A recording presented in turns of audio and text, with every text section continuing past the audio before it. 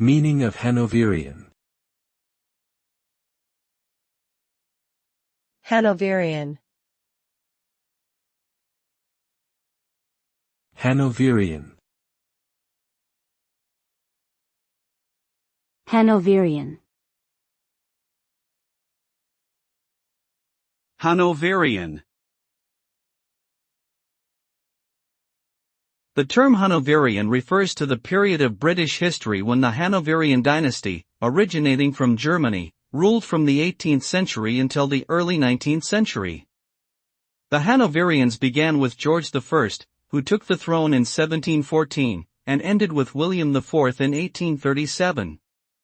During this time, Britain experienced significant political and social changes, including the expansion of the British Empire and the rise of industrialization. While the Hanoverian period is often associated with stability and progress, it was also marked by conflict and challenges, such as the American Revolution and the Napoleonic Wars.